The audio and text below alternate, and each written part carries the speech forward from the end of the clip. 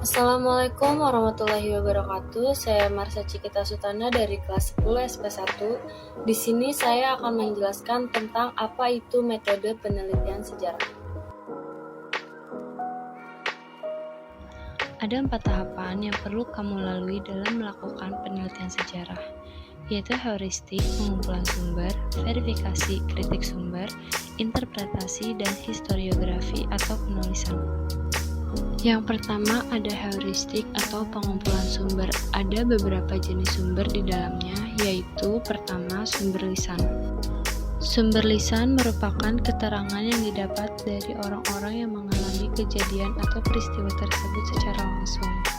Jenis sumber lisan juga bisa didapatkan dari orang yang berada di sekitar tokoh yang mengalami peristiwa sejarah, seperti kerabat dekat, tetangga, atau tokoh lainnya. Contoh sumber ini adalah wawancara.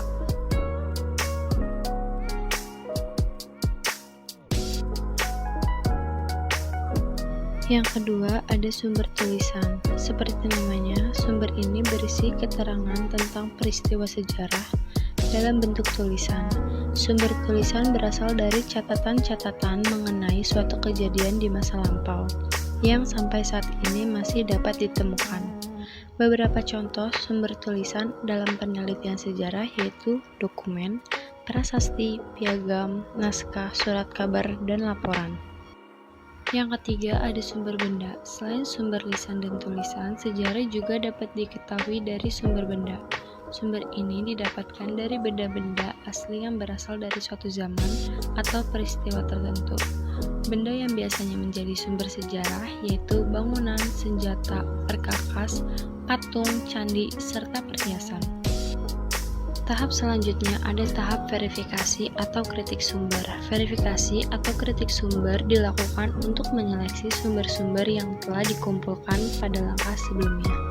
Dalam tahap ini, peneliti harus memastikan setiap sumber yang terkumpul bersifat valid dan sesuai subjek yang diteliti. Ada 2 jenis verifikasi sumber, antara lain adalah 1. Verifikasi eksternal. Pengujian keaslian sumber sejarah yang dilakukan dengan merujuk pada bahan-bahan yang digunakan dalam pembuatan sumber. Ada 3 aspek yang harus terungkap dalam kritik eksternal, antara lain autentisitas, kesesuaian sumber, orisinalitas, keaslian, dan integritas keutuhan sumber. 2. Verifikasi internal. Pengujian keaslian sumber sejarah yang merujuk pada isi sumber. Ada 3 aspek penting yang harus diungkap dalam kritik internal, antara lain sifat sumber, keresmian sumber, latar belakang penulis sumber, dan perbandingan dengan sumber lainnya. Tahap selanjutnya ada interpretasi, metode penelitian sejarah yang keempat. Pada tahap ini, peneliti melakukan penafsiran makna atas sumber sejarah yang berhasil dikritik. Penafsiran yang dilakukan peneliti harus dilandasi sifat objektif. Kalaupun membutuhkan sikap subjektif, peneliti harus bersikap subjektif rasional. Peristiwa sejarah yang disampaikan harus menghasilkan sejarah yang benar atau mendekati kebenaran. Dalam artian, penafsiran yang dilakukan peneliti tidak boleh menyimpang. Ada 2 cara melakukan tahap interpretasi ini, yaitu dengan cara analisis atau menguraikan, dan sintesis atau menyatukan fakta-fakta yang telah diperoleh sebelumnya. Kemudian tahapan yang terakhir adalah historiografi atau penulisan sejarah.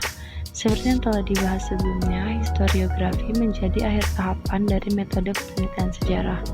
Dalam proses penulisan ini, kemampuan peneliti atas teori dan metodologi yang digunakan akan berpengaruh pada historiografi yang dihasilkan.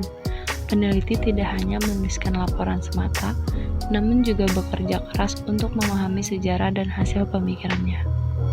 Sekian yang dapat saya sampaikan dalam metode penelitian sejarah ini. Kurang lebihnya mohon maaf. Wassalamualaikum warahmatullahi wabarakatuh.